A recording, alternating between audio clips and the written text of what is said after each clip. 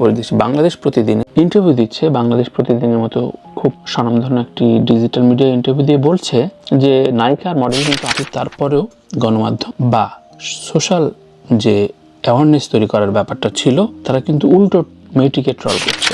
ন্যাক্কারজনক ঘটনা, যেভাবে মেয়েটিকে মেরেছে, যেভাবে তিনি আহত হয়েছেন, এরপর এর একটা বিচার, সুষ্ঠু তদন্ত যদি না হয়, এর চাইতে অসহায়তা আসলে কিছু থাকে না। সবাইকে স্বাগত জানাচ্ছি সাদাসিধে কথায়। এসব বিষয় নিয়ে আমি কখনো খুব বেশি কথা যে বলি তা না, মানে ট্রেন্ডিং কোনো টপিক আসলে আমি সাধারণত এড়িয়ে যাওয়ার চেষ্টা করি এই কারণে যে বিষয়টা একেবারে বার্নিং ইস্যু থাকতে কোনো কিছু বলতে নেই। কিন্তু আমার বিষয় শুধু স্নিগ্ধা চৌধুরী না। আপনারা নিশ্চয়ই হেডিংটা দেখে বুঝেছেন যে স্নিগ্ধা চৌধুরীদের মতো যারা এই প্রতিবাদ মুখর হয়, যারা ভিকটিম হয়ে পড়ে, তাদের আসলে কতটা সচেতন থাকতে হয়, তাদের কতটুকু সচেতনভাবে হ্যান্ডেল করতে হয়, এটা অনেকেই বোঝেন না।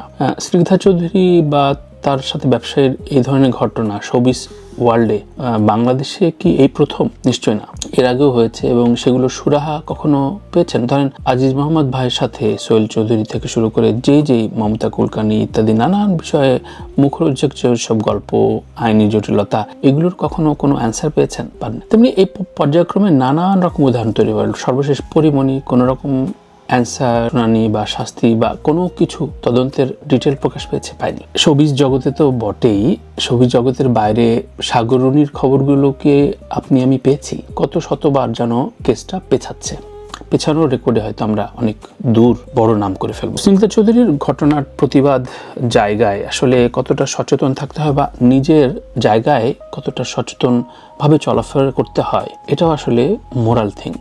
এখন এটা কথা বললেই হয়তো নারীবাদীরা বা কেউ মানে তথাকথিত নারীবাদীর কট্টর নারীবাদী আমি বলি যে তারা ঠিকঠাক মানুষ হয়ে উঠতে পারে না। স্নিগ্ধা চৌধুরী ঘটনার ঠিক পরপর বাংলাদেশের শোবিজের অনেকেই আসলে নানানভাবে সিম্প্যাথি এবং তার প্রতি সংহতি প্রকাশ করছিল, কিন্তু পরপর দুটি প্রেসমিট বা গণমাধ্যমের সাথে কথা বলার যে বালখিল্যতা দেখিয়েছে এই মেয়েটি, তাতে কিন্তু তার স্বরূপটা প্রকাশ পেয়েছে। এখন তৃতীয় দিনে দেখলাম যে সে ড্রাগ এডিক্টেড হয়েছে, অমুক তার মাথা ঠিক ছিল না ইত্যাদি, কিন্তু তারপরেও গণমাধ্যম বা সোশ্যাল যে অ্যাওয়ারনেস তৈরি করার ব্যাপারটা ছিল, তারা কিন্তু উল্টো মেয়েটিকে ট্রল করছে।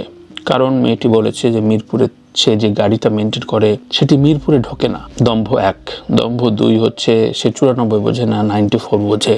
খুবই হাস্যকর যুক্তি। ইংলিশ মিডিয়ামে পড়েছে, ইংলিশ মিডিয়ামে পড়ার গল্প। কিছুদিন আগে আবার পূর্ণিমা সাকিবের একটা ইন্টারভিউতে সাকিব খানও একটা ইংলিশ মিডিয়ামের মেয়ের সাথে প্রেম করতো ইত্যাদি বলে একটা মুখরোচক গল্প তৈরি করলো, যদিও ওটা ভাইরাল হয় নাই।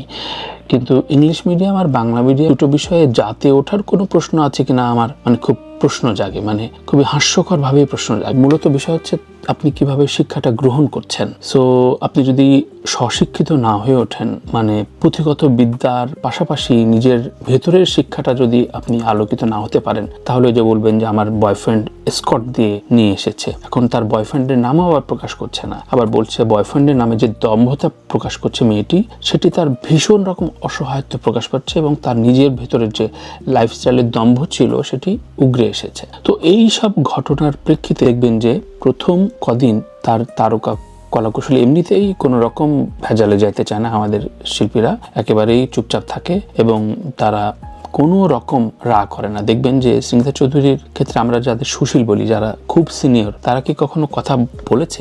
কখনো কথা বলে? তারা কিন্তু কিংবদন্তি, অনেকে নির্মাতা আছে, অভিনেতা আছে, মডেল আছে, অনেকে আছে। কিন্তু এই একজন মডেল পারফর্মার স্নিগ্ধা চৌধুরীর বিপদ হলো বা সে আপদে পড়লো বা সে আপদটা ডেকে নিয়ে আসলো, যেভাবে বলেন সেইভাবে কোনোভাবে কিন্তু সেই সিনিয়ররা বললো না যে না, এই মেয়েটির একটা সুরাহা হওয়া উচিত, বা লিখলো না, বা পাবলিক ডোমেইনে কোনো কিছু তারা প্রকাশ করলো না। এটা এমন না যে এটা হঠাৎ করে স্নিগ্ধা চৌধুরীর ব্যাপারেই আমরা খুব চুপচাপ হয়ে গেছি, তা না।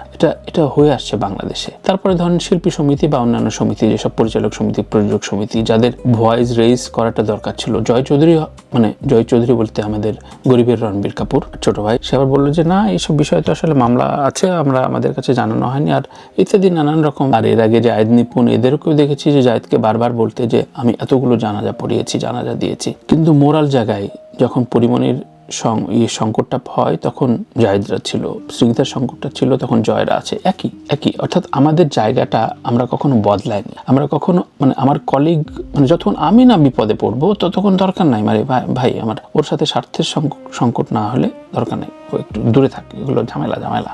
তো এই চলে আসছে মানে প্রতিনিয়ত। আমি বলছি না যে দুই পক্ষ যার উপরে অভিযোগ এবং যাকে নিয়ে অভিযোগ এই দুই পক্ষ সহি, কারণ আমরা জানি না তো কিছু কি হয়েছে, কি ঘটনা। মাননীয় প্রধানমন্ত্রীর উপদেষ্টা ডক্টর জাহিদ খুব আমি বলবো লজিক্যাল বলেছেন যে হঠাৎ করে এসে একেবারে কোনো রকম প্রমাণ ছাড়া পাবলিক ডোমেইনে এটা বলাটা আসলে মানে সমীচীন না। এটা ঠিক আমার কিছু হলে আমি পুরো দেশটা ডুবাই দিব, মানে এটা কি ধরনের চাওয়া। আচ্ছা, আরেকটা বিস্ময়কর ব্যাপার দেখো, এটা অবশ্য বিস্ময়কর না যে একেবারে আত্মসমর্পণ করে জামিন নিয়ে আবার চলে এসেছেন। এই যে মোরাল ভিক্টিম এইসব জায়গায় কখন দুর্বল হয়ে যায় বিষয়গুলো, আমি আইন বিশেষজ্ঞ না, কিন্তু এই সবই জগতে যেহেতু একজন ক্ষুদ্র কর্মী হিসেবে অনেকদিন ধরে কাজ করছি, ক্ষমতা নেই। আমার সাথে রুনা খান বলেছেন যে এখানে কেউ কাউকে রেপ করে না। এটার কিন্তু একটা মিনিং আছে, এটা কথাটা ভাইরাল হয়েছিল, কিন্তু এটা খুবই লজিক্যাল একটা মিনিং আছে যে আপনি যদি ঠিক থাকেন আপনার জায়গা কখনো কেউ নষ্ট করবে না, আপনাকে হেয় করার কোনো রকম চান্স থাকবে না। সেটা কর্পোরেট ইন্ডাস্ট্রিতে আপনি চাকরি করেন কিংবা সবিজে, এমন না যে সবিজে আপনি কাজ করেন সেখানে আপনার সবকিছু যায়। গতকালকে একটা রিলস দেখছিলাম, একটা মেয়ে আমি চিনি না, সম্ভবত আমি একটা পোস্টও দিয়েছি, বাংলাদেশ প্রতিদিনে ইন্টারভিউ দিচ্ছে। বাংলাদেশ প্রতিদিনের মতো খুব স্বনামধন্য একটি ডিজিটাল মিডিয়া ইন্টারভিউ দিয়ে বলছে যে নায়িকা আর মডেল কিন্তু আলাদা। কোন অর্থে নায়িকা মডেল আলাদা এটা কিন্তু আমরাও জানি, কিন্তু কোন অর্থে সেটা হচ্ছে নায়িকাদের কিন্তু ডিরেক্টরদের মনোরঞ্জন মানে তার কথার যে মূল সারমর্ম মনোরঞ্জন করে চলতে হয়, আর মডেলদের সাথে আমাদের কোরিওগ্রাফার বা মেকআপ আর্টিস্ট যারা দেখেন তারা কিন্তু আমি কিছু বললাম না মানে বললাম না হাফলে ডিস আর কি, তারা এটা বলতে চাচ্ছে। তিনি মডেল, তিনি আবার তার কলিগদের এইভাবে হাস্যরস করছেন বা নায়িকা গোত্র সকলকে এভাবে অপমান করছেন। মানে এটা কি ধরনের সবিজের ভেতরে আমরা পড়লাম, একে অপরকে যে যার মতো করে ল্যাং মারার চেষ্টা করা, এবং একে কিন্তু চিনে না। ইভেন চৌধুরী এই ঘটনার আগে কমপক্ষে 80% মানুষ ওকে চিনত না। প্রেসার কুকারে অভিনয় করেছে এবং প্রেসার কুকারে প্রেসার কুকারের যে অ্যাব্রড ভার্সন এবং পরবর্তী এডিটের ভার্সনে কিন্তু স্নিগ্ধা চৌধুরীর ম্যাক্সিমাম শর্ট ফেলে দেওয়া হয়েছে, কারণ খুব অপ্রাসঙ্গিক ছিল, কারণ ছবিটাও বড় হয়ে গেছিল। তিনি ছিলেন ছবিতে, মানে একটি ছবির পরে আমি বলছি না কে ছোট কে বড়, কিন্তু তার যে way of approach, way of talking, দেশ ডুবাই দিব, আমার গাড়ি মিরপুরে ঢোকে না, এই যে মুখরোচক বিষয়গুলো দিয়ে দিল এবং পরবর্তীতে আবার সেটা রিকভার করার জন্য বলছে যে আমার মাথা ঠিক ছিল না, আমি কি বলেছি। সো মনে হলো যে এই কথাগুলো থাকুক আমার টাইমলাইনে। আমার মন্তব্য, আপনারা অনেক বিজ্ঞ বিশারদ আমরা জানি, প্লিজ মানে এটা পার্সোনালাইজ করেন না। আমার মন্তব্য হচ্ছে বা একজন সম্পর্কে কথা বলবেন তার মিনিমাম লজিক, মিনিমাম যুক্তি, মিনিমাম প্রমাণাদি ছাড়া বলে কখনো তো এর আগে পায় নাই, আপনি যে পাবেন এটা কোনো নিশ্চয়তা নাই। পাশাপাশি এই যে যতগুলো কাণ্ড করলেন এটাতে কার ক্ষতি হলো? এই মেয়েটিরই ক্ষতি হলো। এই মেয়েটির আগামী ছবি করার ক্ষেত্রে ইন্ডাস্ট্রি, প্রডিউসার, পরিচালকরা অন্তত 10 বার ভাববেন, খুব স্বাভাবিকভাবে ভাববেন নিশ্চয়ই। আবার টিকটক রিলস বা ছোটখাটো কন্টেন্টের ক্ষেত্রে হয়তো সে জনপ্রিয় হয়ে যেতে পারে, কারণ সে ট্রেন্ডে চলে এসছে। আমাদের একটা অদ্ভুত সময়ে বাস করছি, যে সময়ে ভেনিস চলচ্চিত্রে প্রথমবারের মতো বাংলাদেশি ছবি সম্মানিত হচ্ছে। ঠিক সে সময়ে এই ছবির কথাবার্তা, তাকে নিয়ে নানা রকম নার্সিং করা বাদ দিয়ে আমরা স্নিগ্ধা চৌধুরীর নানান রকম স্নিগ্ধা বচন নিয়ে আমরা আলোচনা করছি। তো এটা এমন না যে এই প্রথম, কিন্তু আমাদের সোসাইটিতে এর পুনরাবৃত্তি হোক এটা আমরা চাই না। সবাই যার জায়গা থেকে সচেতন থাকুন। যারা মডেলিং, ফিল্মে, সবিজে ক্যারিয়ার করতে চাইছেন তারা প্রফেশনাল হন। প্রেম করা, সম্পর্কে জড়ানো, এগুলো কখনো কোনো জায়গায় সারা বিশ্বে কোনো অন্যায় না, কিন্তু এই যেই ন্যাক্কারজনক ঘটনা, যেভাবে মেয়েটিকে মেরেছে, যেভাবে তিনি আহত হয়েছেন, এরপর এর একটা বিচার, সুষ্ঠু তদন্ত যদি না হয়, এর চাইতে অসহায়ত্ব আসলে কিছু থাকে না। পাশাপাশি নিজে সচেতন না থেকে এই যে বালখিল্যতা প্রকাশ করলে সেটা যে বুমেরাং হয়ে যায়, সেটা যে ক্ষতির কারণ হয়ে যায়, সেটাও বুঝতে অনেক দেরি হয়ে যায়। সবাই ভালো থাকবেন। আমার এলোমেলো কথাগুলো নিয়ে প্লিজ অন্যভাবে নেবেন না। আমি আমার মতো করে মতামত দেওয়ার চেষ্টা করলাম। মোরাল অফ দ্য স্টোরি হচ্ছে, আপনি ঠিক তো জগৎ ঠিক। আপনি ভুল জায়গায়, ভুল দর্শনে, ভুল কথাবার্তায় যখন আপনি আপনাকে প্রকাশ করে ফেলবেন, তখন আসলে ফেরার পথটা কঠিন হয়ে যায়। ভুল আপনার আমার সবারই হবে, কিন্তু সেটা থেকে ফেরার পথটাও ঠিকঠাক মতো পারিবারিক শিক্ষা দিয়েই ফিরতে হয়। সবাই ভালো থাকুন। শেষে আবারও এর সুষ্ঠু তদন্ত, এর বিচার চাইছি, নয়তো এর পুনরাবৃত্তি চলতে থাকবে, যা সবচেয়ে বড় অসহায়ত্বের ব্যাপার।